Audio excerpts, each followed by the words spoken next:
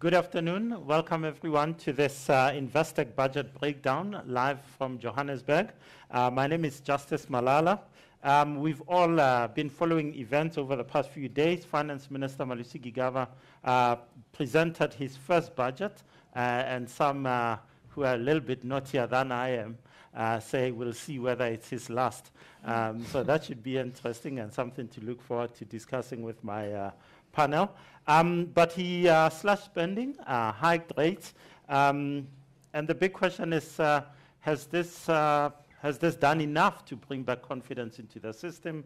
Will this fix public finances, and so forth and so forth? So today I'm joined by three esteemed colleagues from here at Investec. Ronelle Hutchinson, who's a portfolio manager here.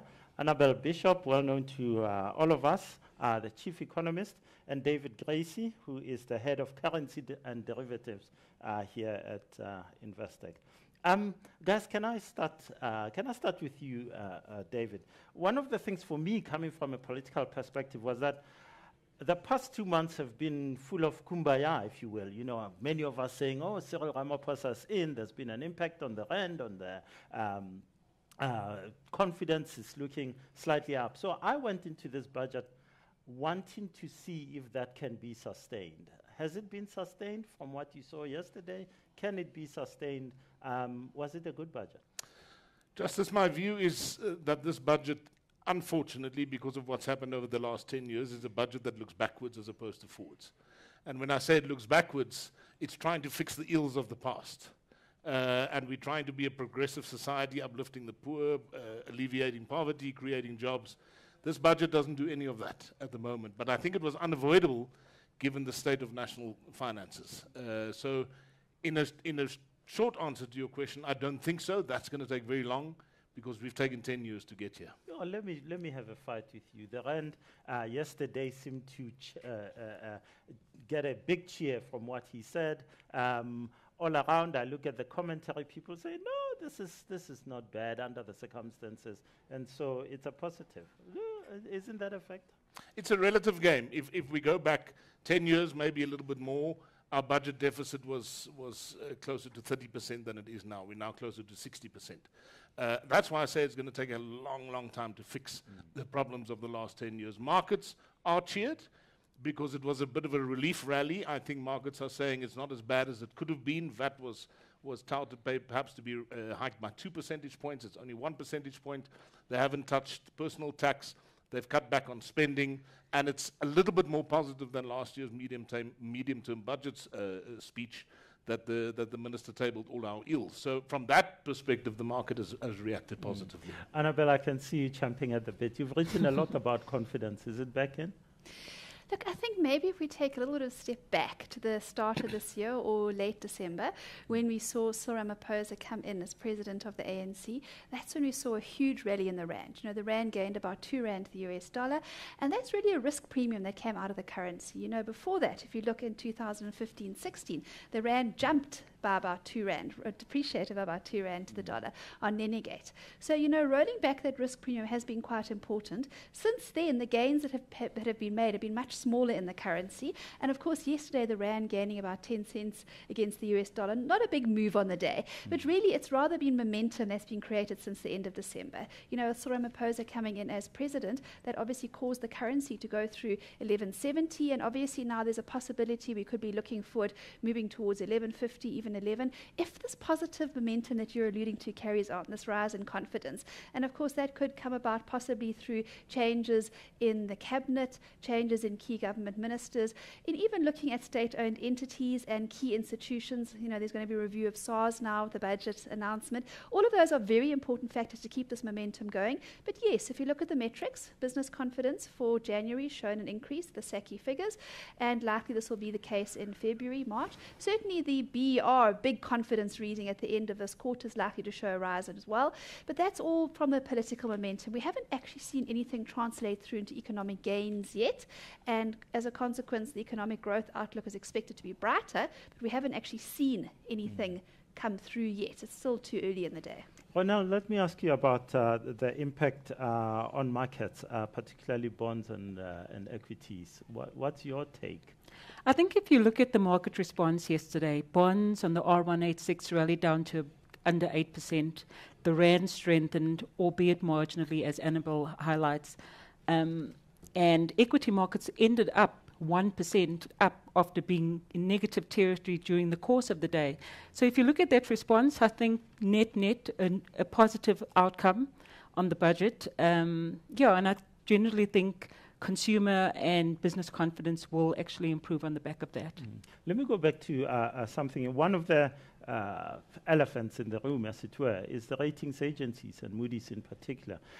Annabel, what would you say, walking out of that chamber yesterday, Malusi Gigaba, has he done enough? Do the numbers show that we've got enough to perhaps avoid another downgrade this time?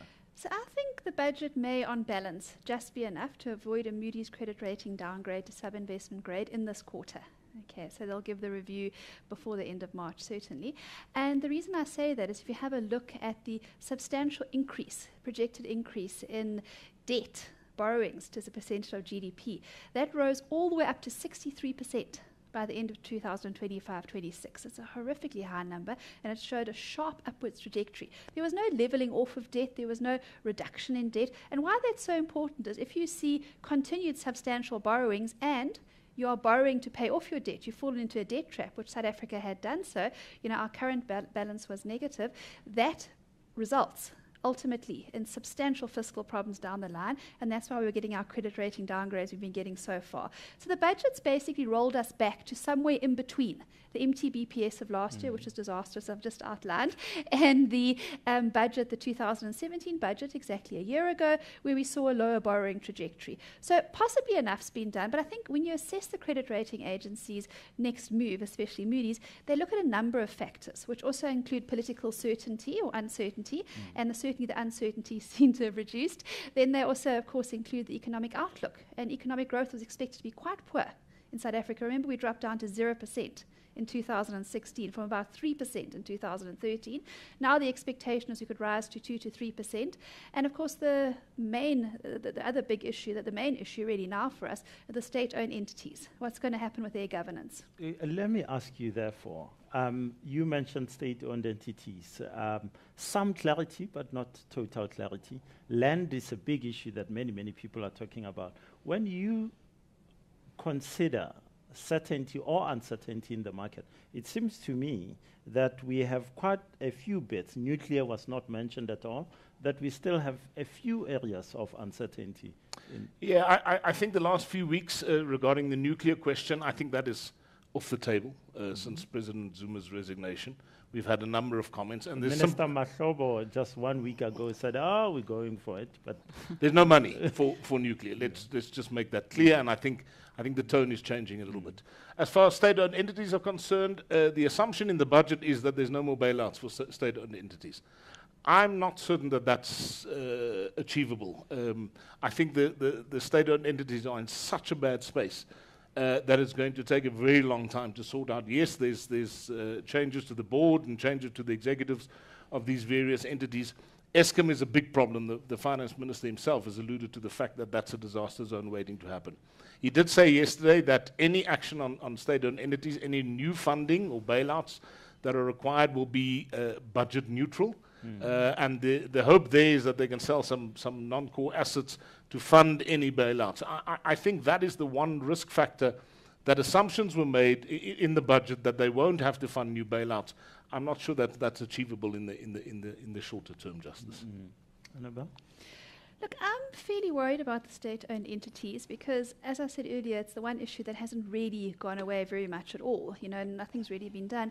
Sure, we've had change of board at Eskom, the change of governance, a lot of work being done there to try and sort that out. Certainly, in terms of the other state-owned entities, they need improved governance as well.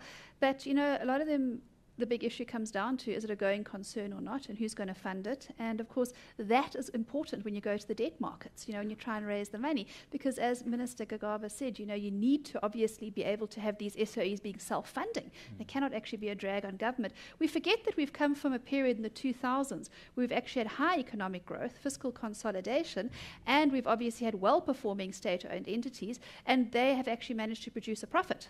They haven't been a millstone around government's neck. We've actually got an upgrade in our credit ratings to an A-grade credit rating in the 2000s, at a time when unemployment fell all the way down to 22%.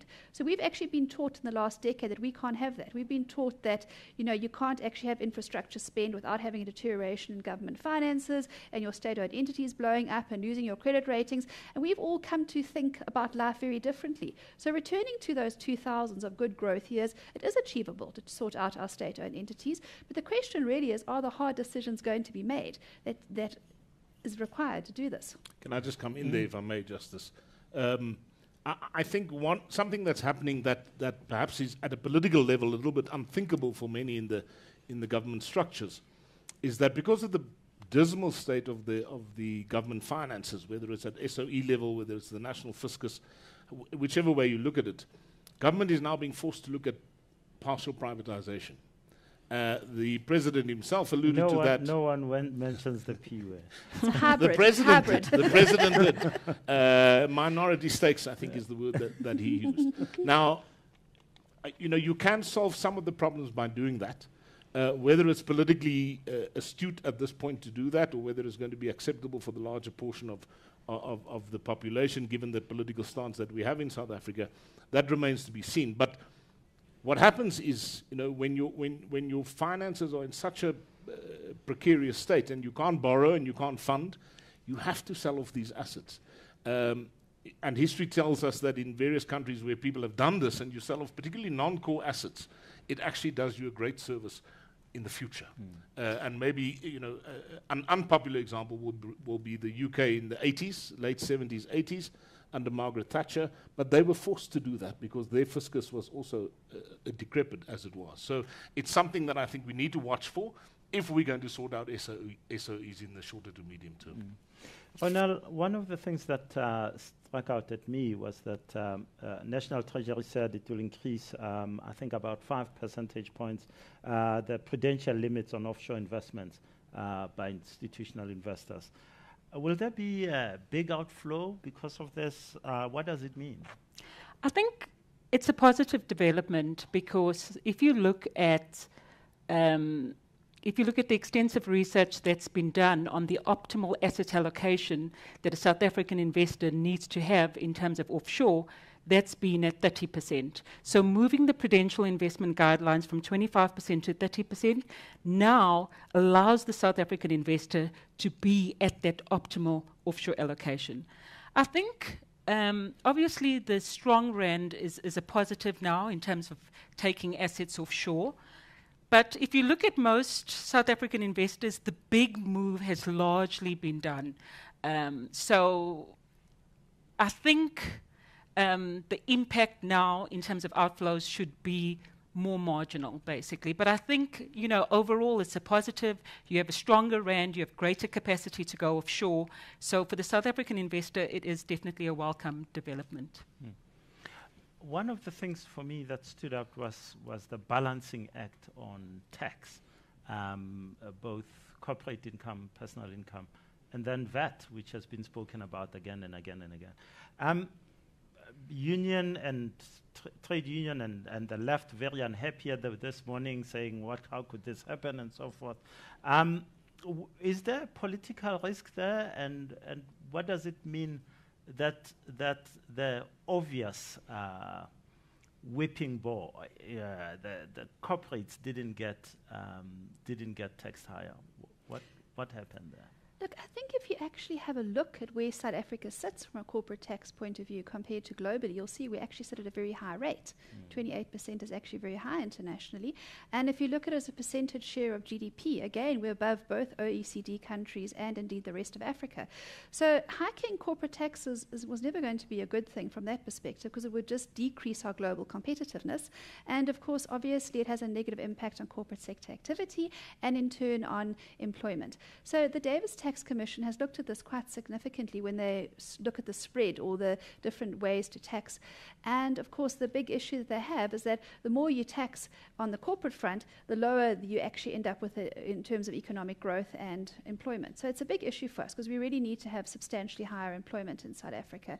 And I think, shifting it onto VAT, well, VAT is very low from an international standard. So what they've done is they've presented a budget which is correct internationally. But whether it's going to be correct for our politics is something we're going to see down the line.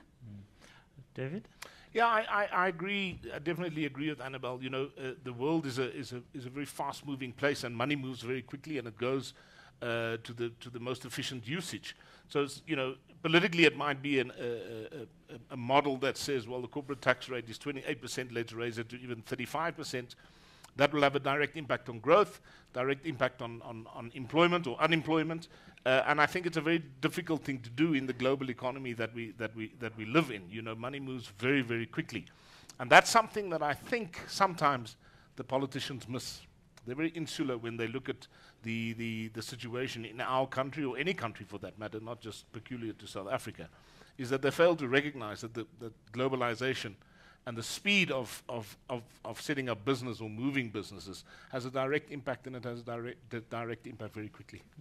You've spoken a lot about certainty in the market and confidence and so forth. We have a question here from Mike Cohen, who says, what is the end game for the land issue? Are the politicians saying that land is the panacea for all social ills? Where are they going with this? And it is very possible that land then becomes a commodity and one that you can only sell once. So the question is, what is the end game for the land issue? I don't know if anyone wants to have a go at that. I'm going to pass on that question. I'm certainly not smart enough to figure it out. I've been interested in the land issue because since December, and as a particular event, that in December, the ANC adopted expropriation of land without compensation. And President Ramaphosa has said it January 13 at the ANC celebrations in his State of the Nation speech. But it remains, there are so many caveats in the actual resolution of the ANC that, no impact on any other sector of the economy. There needs to be a proper study. The third one, I think, was food security. And he keeps on repeating these. But is this something that hangs over your work? I think it does hang over the investment world. Look, I think what's happened at last, it's become front and center of public opinion. And that's a good thing, because I think it has to be resolved. As I said, I'm definitely not smart enough to figure that out. But at least there's a debate about it now. It's not, it won't remain at some political rhetoric or sloganeering, campaign slogan to talk about to garner votes. I think the dialogue is very necessary. I think there are ways that it can be sorted out, and I think the president certainly is conscious of the negative effects of going perhaps a Zimbabwe style. And I think a lot of dialogue will happen around the situation. And like a lot of things that do happen in South Africa, a solution will be found. Whether it's a popular solution or whether it's a good solution or a sustainable solution, as I said, I'm certainly not smart enough to figure that out. And I think if you have a look at the budget, they've made a lot of allocation for support for black farmers, and I think that's certainly a step in the right direction. Certainly, Cyril Ramaphosa as well has said that we need to have a study to see what has gone wrong in terms of, changing of land ownership in the past, where farmers have not managed to be successful, black farmers on new land. Of course, these farmers point to issues like lack of irrigation, lack of a place to store their products, lack of sufficient water, many different areas. And of course, the budget gives about 100 million a year for this to assist, which is probably not enough. But the bottom line is, I think it's a much more complex issue. Really, just in terms terms of taking land away from someone, giving it to someone else to farm, and then you worry about will there be enough agriculture produce and food security. The issue is much deeper than that. I think that the bottom line certainly is a lot of people feel that it has been the cause for economic exclusion for many people in the economy. Black people feel that if they hadn't had the land taken away from them, many of them have said that they would have been in a much better position now financially, economically, and there's this huge loss of opportunity. So I think, certainly what I've thought about this budget and even the very severe reaction to the VAT increase and in many other aspects, it's people shouting at different symptoms of a cause. And the cause is actually something different. The cause is that the majority of the people in South Africa are either unemployed or underemployed in terms of what they would like. The majority of people don't want more social welfare. They want a decent job. They want a decent wage. And I think it all talks back to the same issue. If we can get this economy growing and get a strong, sustainable economy of economic growth of about 5%, plus, if we work our unemployment rate down to 22% like we did in the 2000s and keep going down to single digits, we can then get this burden of government finances off our back because we draw a huge number of people into the formal economy. They become taxpayers, and we also get this reduction in the social welfare burden, this huge social wage, and then we actually draw those people into the economy, but there still does need to be some redistribution of assets and land Annabel, as well. we're going back to the very first question that we discussed, and it's whether enough has been done.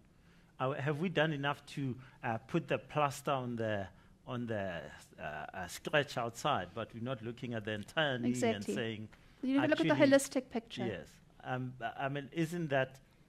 Doesn't that mean that optimism and positivity may drain out of the system? It could flag as we move through the year, move into next year, if we don't actually have a sufficient momentum, certainly in foreign direct investment. I think, Justice, I would add the perspective that the change in leadership has really ushered in a new positive story for South Africa.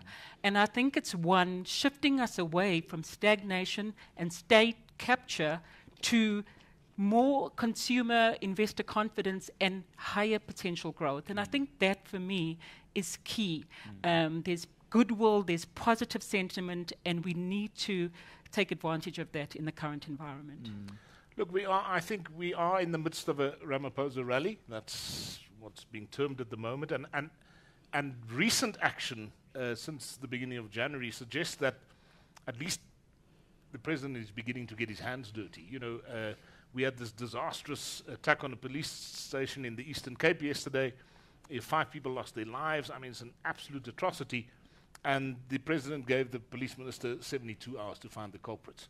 That's a new kind of energy that's coming in. And we're seeing it across the space. We're seeing new boards in SOEs. It is important that this positive momentum continues because the foundation here is not very strong. And we need to start propping up and making sure that we attend to the foundation. So we need to continue this positive momentum, this new dawn, as the president calls it, to ensure not only for financial markets, not to make sure that the rand is strong or that the interest rates don't go up, or those are symptoms of what's happening in the broader economy, but that we can alleviate poverty, that we can create some jobs, that we can begin to meaningfully impact people's lives. Ronelle, a question for you from one of our viewers. Surely the increase in the allowable offshore allocation for retirement funding from 25 to 30, coupled with the current relatively strong rand, will result in fairly rapid offshoring of retirement savings in South Africa, with a consequent negative impact on the local indexes.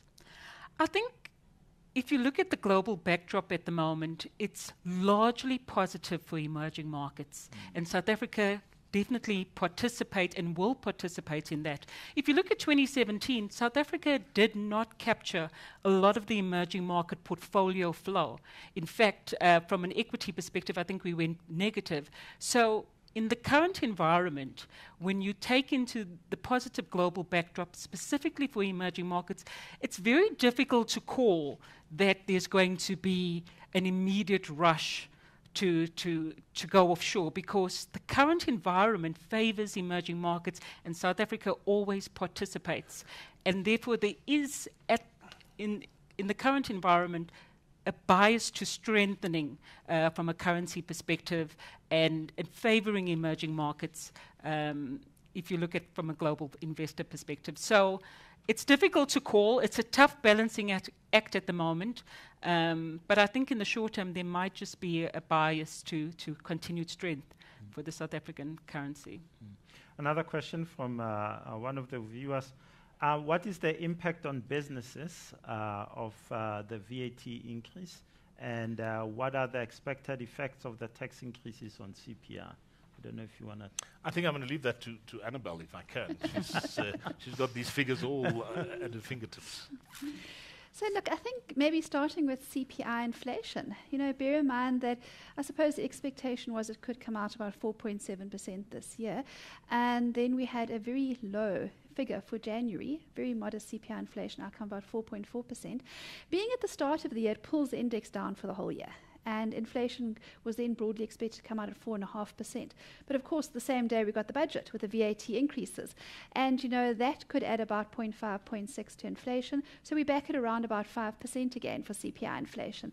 I think that's quite key because, that really indicates to us that, CPI inflation is unlikely to drop much below the 5% mark over the medium term for the Reserve Bank's inflation targeting policies. And it really indicates as well the Reserve Bank's probably not going to rush into any tough interest rate cuts. They typically are quite hawkish.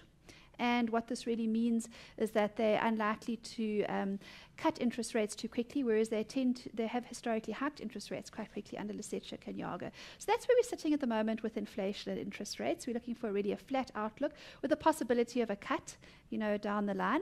Certainly in terms of VAT and businesses, in terms of the consumer, if you look at South Africa's consumer, and even if you look at the tax statistics, it's quite interesting to see that the bulk of tax, 70% of personal income tax, comes from 2 million people in South Africa out of 7.5 million people. And that really shows you the income spread as well. And, certainly for VAT, it's a regressive tax. So it means that people who earn a small amount of money tend as a proportion of their income to pay more VAT than people who earn a larger income because they're going to be spending less on commodities with the VAT. They've tried to balance this with the ad valorem tax, which is on luxury goods. And obviously there has been tax increases for wealthy individuals in South Africa, even though a lot of people have actually not seen that. And that's, of course, the lack of relief for bracket creep. And that's brought in a substantial amount as well. So the bottom line for businesses, it will take off growth. And we were looking at a GDP growth rate of possibly 1.5% this year. It might come closer to 1.4%. So it's going to have a negative impact. But I don't think it's going to quell the economic outlook and cause growth to drop down substantially. It's a small increase, that has, on a global perspective, brought us slightly up towards the average, but still well below it. And historically, we haven't had any increase in VAT since 1993. When the minister said 1.5% GDP forecast yesterday, I felt like we're still in the losing zone. What should we be doing to lift that to 2? And to go to 5 to 7% growth. I think that's the key point. And, interactions with international investors have really told us that they're waiting for bigger changes. That there have been changes and they're interested, but they want to see a few more changes. And particularly a cabinet reshuffle, putting the right people in place in the cabinet would actually send a very strong message to garner in this fixed investment. The question you're asking is, what do we need to do to lift our growth rate further? And, of course, last year we saw growth rising above 2%, but that was back on the back of the drought-led recovery. It was on the back of the lift in the mining sector. Going forwards now, we need to see this quite arguably strong lift in business confidence translate through into a strong rise in investment, whether it's domestic companies who are investing in South Africa directly, building capacity, building the number of factories, reindustrializing South Africa, whether it's foreign direct investment coming to South Africa. That justice will provide the momentum and the turn wheel to really get our economy going and move us up to stronger economic growth. So this 1.5% growth could well be a misnomer that's expected for this year because we haven't actually seen that translated through into actual economic activity. But then, of course, we haven't seen what many people are longing for, the cabinet reshuffle, the repair of SARS, the repair of governance and the SOEs. The SOEs still remain a big threat to our government finances. And if we do get a credit rating downgrade from Moody's this quarter, it probably will mainly be because of the SOEs. I think it's indicative of how far we've fallen behind when we or some people are celebrating a 1.5% GDP forecast. We've sadly missed out on a decade, Justice, of activity. We missed the entire commodity boom. Why did we miss out? Well, investor confidence for one, policy uncertainty for another, for the second factor. There are many different factors. Whether we can delve into the technicalities of the labor market and the insecurity of the labor force and strike action, but policy insecurity, I think we can bracket it and say policy uncertainty, sorry, not insecurity, and lack of coherent policy. I think you and I spoke some months ago, and we spoke about various examples globally that you can look at where you get positive growth by doing some really clever stuff, and you get negative growth by doing some crazy stuff, whether it's Venezuela or Zimbabwe or on the other side of the spectrum, Korea or Singapore, or whatever it might be. We've missed out on an entire decade. Right now, the global picture is quite healthy as far as growth is concerned. Europe is picking up. The US is forging ahead. Asia's doing very, very well. We're languishing at around 1%, and we get excited at 1.5%. 1.5% does nothing for us. We're farming backwards. Our population growth is higher than that. We need to get back to, Annabel talks about the early 2000s, the 5% growth rate, 6% growth rates. That only then do we have a meaningful impact on government finances, on unemployment, on poverty alleviation, all of these things. And it's policy certainty and policy clarity that might get us there. Ronelle, there's Business-friendly policies. Business-friendly, yes. Ronelle, there's a question here for you. It says, how much portfolio flows for equities can still be allocated to South Africa? Any guesses? Is the world really underweight South Africa? I think if you look at emerging market equities from a South African perspective, there is potential for inflows into the local equity market. That's really an attractive, with all the positive developments, that's an area where you can potentially see re-rating. The other point I'd like to highlight is that the real yield on the bond market in South Africa is very attractive for the global investor. It's 4% round about there. And that's very attractive. The US is giving you a real yield of close to 1%. So when you look at that from a global perspective, South Africa remains attractive both on the bond market and on the equity market. So you can still see some additional flows coming through, I believe. I agree as well. I think we actually could see significant further investment this year because foreigners, I think, like our turnaround in our story. And I think as I said, we could see a significant brightening in the economic growth outlook, and that in turn would be very positive. And of course, the expectation that we could also move to an interest rate cutting cycle. There's another question, and it's for all of you. What is the panel's view on the trajectory of the rand exchange rate, looking at the possibility of expropriation of assets without compensation? He says assets, not land. Do they see the expropriation ending with land only? I don't know if you have any questions. I don't have a view on the last part of that question, whether it ends at land only. I guess land is the hot potato that we're going to have to deal with, and we can't wait another 10 years. We have to deal with it one way or another. The trajectory for the rand right now, we're still in the midst of the Ramaphosa rally. We technically, and I don't want to use technical terms, but we're in this recent trading band of 1150, 1180. If we get a cabinet reshuffle and importantly, I think, Justice, a downsizing of the cabinet, that will send very positive signals. And if the global backdrop remains what it is, we could very well see the rand targeting below 1150 towards 11. We must understand that for many years now, the rand has been fundamentally undervalued. With all these political risks and all the stuff that was going on for the last 5 years, finance ministers being fired or offered bribes or whatever it might be, or removed, or however we want to describe it. That risk premium has decreased. You could argue now that the rand probably is at fair value. It's moved back to its average level. But if we see some more action around cabinet reshuffle, and if we see some more action from the legal authorities, from the police, around taking care of some of the theft that has taken place over the last 5 years, then we'll get more positive sentiment as far as the currency is concerned. Annabel, you want to come in there? Yeah?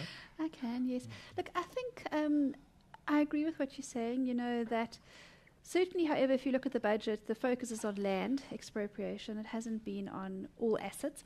That was a feature that was trying to come through under the Zuma presidency. The expropriation bill was trying to look at all assets. But I think, rolling that back now under a Cyril Ramaphosa presidency, I think those types of grabbing attitudes will start to diminish if we run into a period of very strong economic growth. Under Thabo Mbeki, the 2000s we were talking about earlier, from 2000 to 2008, when we saw economic growth go from about 2% to 5% and 7% over that period, a lot of those concerns died down somewhat as people found themselves increasingly in employment. And we're not saying that they were eradicated and disappeared, but I'm just saying that, people just want to be able to make a good living for themselves. And owning your own land means that you can obviously raise capital on it and then obviously use that for business and obviously improve your lifestyle and become in a better position financially. So I think that's what people are really after. I think, they're looking for some type of sustainable way to improve the future and for their livelihoods, as well as redress for past inequalities. And that's really where we're sitting in South Africa at the moment. So clearly, given the conversation, not much enough is perceived to have been done to redress these past inequalities. And that's where I think we'll be looking to Cyril Ramaphosa with his key, strategic skills and obviously with his high intelligence levels to see what can he actually bring about to try and address these severe problems. Because I think it's just it's wider than just land and expropriation. A question here from one of our viewers. Even if we sort out state-owned enterprises, reduce corruption across government and avoid downgrades, is the biggest risk facing South Africa macro environment in 2018 the rising yields and inflation expectations in developed nations such as Europe and the US? I think that's an important point, because even though the SA dynamic has improved, the global environment is shifting. There's a move now from the Fed to raise interest rates and to taper QE. And that change in liquidity dynamic is a risk for South Africa. So it's a valid point, and it's one we have to watch. But I think if you look at the Fed, they are adopting more gradual, more cautious approach to doing this. But it's definitely a risk in 2018. Yeah, I agree with Ronelle. It's very definitely a risk. The question is whether the US business cycle is mature now, and we're going to get a slowdown on unemployment decreasing, whether inflation picks up in the US. That's the big driver, where the inflation sustainably gets above 2%. Then the Fed will be forced to raise interest rates at a quicker pace. The Fed's bullard, in fact, came out just before this broadcast and was a little bit more dovish in terms of the outlook for US rates. So we have to watch US inflation. A sustained pickup above 2% will mean a quicker trajectory. It's very definitely a risk. I think one of the risks that certainly that I'm looking at, and it's a global risk, and I don't know how it gets dealt with or fixed, but just like South Africa's got a massive debt problem, basically the rest of the world has got a huge debt problem. It's getting bigger and bigger in the US, bigger and bigger in Europe, Asia. Japan is if Japan was rated like South Africa was rated, arguably they'd be, I don't know what, junk status minus something, because their debt to GDP ratios are about 4 times what South Africa's are. So debt is a massive, massive challenge that nobody at the moment's got the answer to. And if we have an economic downturn globally, that debt is going to create serious problems as far as asset classes are concerned. And then just to maybe bring that back to South Africa, when you go into this risk-off environment that Dave is describing, that's when your currency sees very substantial weakness. And of course, we were talking about the US interest rate trajectory as well. If they hike by more than expected, again, substantial currency weakness. And it doesn't take much to turn the sentiment in South Africa. And a sustained period of rand weakness could actually quell quite a lot of this positive Ramaphosa effect that we've actually seen recently.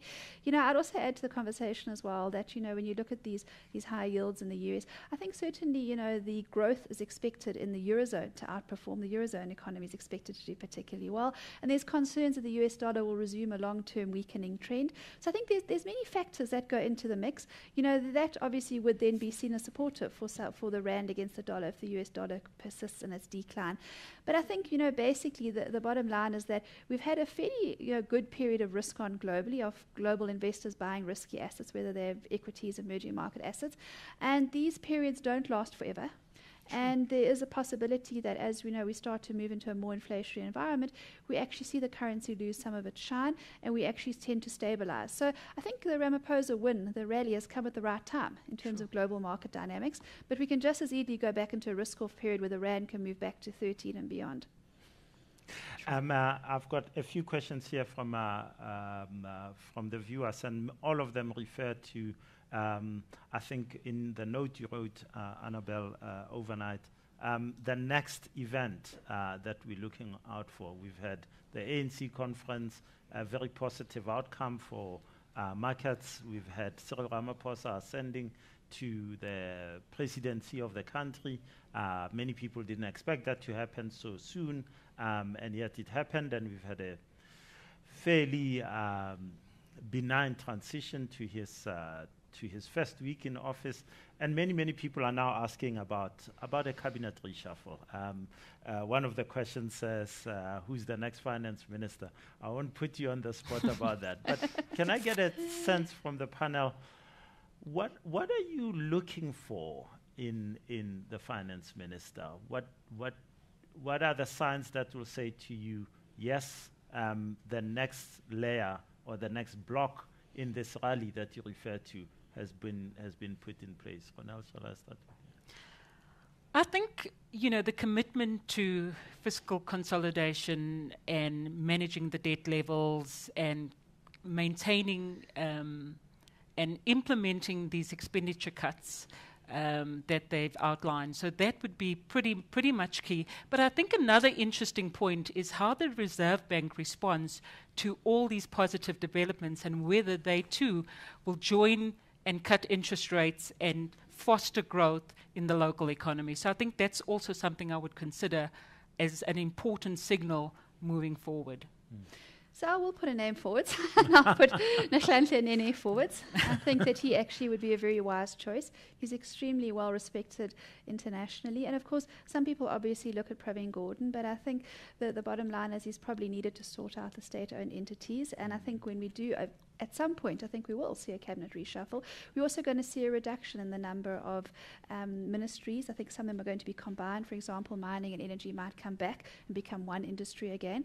So from that perspective, what we'd be looking for from a finance minister certainly is someone who can get us back onto the path of fiscal consolidation and someone who can reduce expenditure. And sadly, when we actually have a look at what went wrong in the past decade with government finances, where the biggest leakages and inefficiencies in the system came from, certainly was in a lot of the money is allocated for infrastructure spend and these programs, which leaked its way out of the system. You're thinking of another type of leaks here. Leaked its way out of the system to corrupt people in the private business sector, the state capture issue. And of course, rolling back in that area and actually getting our finances in good shape before we then forge forward again is actually something which was done in 1994 when we had the new government come in, the ANC came into power, democracy, when we inherited a budget deficit of well over 6%. And now we're seeing the Cyril Ramaphosa government coming, inheriting a budget deficit of over 4% and looking to roll back government finances and consolidate them in the manner that Trevor Manuel did. It's probably something that we might actually have to go through in order to get ourselves back on a firm footing so that we can then move forwards with a stronger situation to fund the areas that we need to do, but most importantly to fund growth initiatives and actually become a stronger growth economy. It's an interesting name that you throw in the hat there. I've got a name to throw in, Zulim Kiza. What do you think? I suppose that Nene might receive a bigger welcome. He's better known and he's internationally known as well. But I think it'll ultimately come down to whoever Cyril Ramaphosa picks. If it's someone who's seen as fairly credible, then the market will probably support them. But I think at this juncture, where we still are on shaky ground, where foreign investors have not yet had an explanation of why we deteriorated in the last 10 years, where the policies have not been reversed that have come through over the last 10 years, they probably want a particularly safe pair of hands, and maybe Nhlanhla Nene would be it. Yeah, my view at the moment is, the budget has been cast, the die has been cast for the year 2018-19, as far as finance ministry is concerned. So for me, the finance minister, the next finance minister, whoever he or she may be, is perhaps less important than who the SOE minister is going to be. For me, that's the critical part here. This is the one piece of the puzzle that can unravel very quickly and drag the entire country down. So that person's going to have some strong character and be really smart about how they tackle things in state-owned entities. For me, that's the key ministry as we stand right now. Ronelle, perhaps you could, as you sit at your desk and allocate and reallocate and so forth, when you look at the budget now, what is your view and what are you telling clients about your actions coming out of this budget for the next 6 months? What are the key considerations following this budget? I think we're definitely more positive on South Africa, specifically domestic equities. So we'd be looking to upweight and increase our domestic equity exposure. Prior to the budget speech, post Cyril Ramaphosa, we had increased our bond exposure, and we've gotten the benefits of that with bonds rallying and the rand coming in. So we wouldn't look to increase bonds given where they are at the moment, but definitely domestic risk assets are looking a lot better. We'd continue to maintain our offshore exposure. As said, the optimal allocation is 30% for a South African investor. And I think with global growth prospects improving and the rand strengthening, it is an opportunity to maintain high offshore levels. And that's pretty much the general view for us right now. Mm-hmm. Annabel, I read your notes with great interest, and you're always, you have a down case and you allocate, and you have an up case, and the past few years it's all, well, very depressing. Yes. So, what are your thoughts now, given not just the budget, but also the events of the past 2 months since December 20 and the end of the ANC conference? Sure. So, our scenarios that we work tend to look certainly a couple of years in advance, but up to 5 years in advance. And what I will say, given the events the past few months, the budget, and certainly waiting now for the Moody's commentary, see whether we get the downgrade or not, we're looking to move more towards a type of 50% weighting for our expected case from 34% previously. So, that would seem to be a bit more sensible generally, but I think in the context of the fact that the down case and the expected case were previously very closely weighted. And what that meant was we were always on the cusp of not just falling into a global risk-off situation, but more importantly, of falling into a substantial sub-investment grade credit rating environment of South Africa, where we had even more deteriorated government finances, as we saw in the medium-term budget policy statement for 2017. If that medium-term budget policy statement had become the fact of what all budgets would now be based on going forwards, then we would have had to stay on those terribly low weightings, where the extreme down case of a debt default for South Africa, like the 1985 situation, was actually sitting at 27% in our probabilities. The good news is we've severely downgraded the weightings in our downside analysis. So we're looking at about probably close to about 25% now for the down case versus about 45% for the expected case. And the up case, we're looking for about 12% from a previous 8%. And of course, the extreme down case, we revised down from the 27% to a much lower figure. So things look a lot brighter. We're waiting for Moody's commentary on the budget, we're waiting for Standard & Poor's, we're waiting for Fitch, because those other two rating agencies are equally as important. They've actually dropped us down the sub-investment grade rating tier into the single B category, and the risk was we went into the double B category, and the risk was that we went into the single B category. And that's the big risk. The lower you go down that credit rating ladder, the closer you get to the C grade, the outright junk status that Greece fell into. And these were the real risks that were staring us in the face. As I will continue to say, I don't believe the SOE situation has been sorted out in any measure whatsoever. It's still a risk for us. But the other areas we've seen substantial improvement on, whether it's political uncertainty, the perceptions around that, whether it's on the growth outlook, the budget. So that is the tilt that we've got. We're moving more to the expected case. And hopefully once we get the commentary out from the rating agencies and move through the second quarter and see the plans now put into action, we start to actually tilt towards an up case. One of my friends in the audience here likes to use the word shenanigans. And every time things seem to be going a bit turbulent in South Africa, he'd say, shenanigans. So I want to know from you, you've spoken about this Ramaphosa rally and so forth, but the shenanigans, are we out of the woods, and what's your outlook given the the more considered talk that comes from the top, from Ramaphosa himself and from those around him? So we're not out of the woods, not by a long way. Pravin Gordhan alluded last year sometime to the fact that probably 100 billion rand, if not more, has disappeared from state coffers. We haven't claimed any of that money back. In fact, we've arrested, I think, 6 people in connection with the 200 million rand dairy farm in the Free State. So we're not anywhere close to out of the woods yet. However, I will say that the recent action, I think the unity certainly is, the perception of unity in the ANC is a lot stronger than it was perhaps 3 months ago.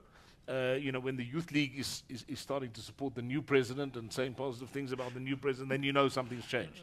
And others as well. So I think the early signs are and certainly... you think it's genuine, it's not political who knows, Justice. But, to say these things publicly is certainly a change of stance. So I think the early signs are really, really positive. A hell of a lot has to be done, really. There's still a tremendous amount needs to be done. Never mind finding the perpetrators and putting them in jail. Reclaiming the money. Imagine if we could somehow magically find even half of the money that's gone missing. That's going to plug the hole, the deficit that we have. It's a long, long road. It's taken 10 years to get us here. There's no magic wand to fix us. It's going to take hard work. It's going to take policy clarity. But I think we've started on that trajectory, and hopefully there's the political will to see it through. Ronelle Hutchinson, Annabel Bishop, David Gracey, thanks so much, all of you, for your time. And thanks to our audience and the viewers in their offices and at home. Thanks so much. Thank you. Thanks. Thank you. That's how we come to the end. Thank you.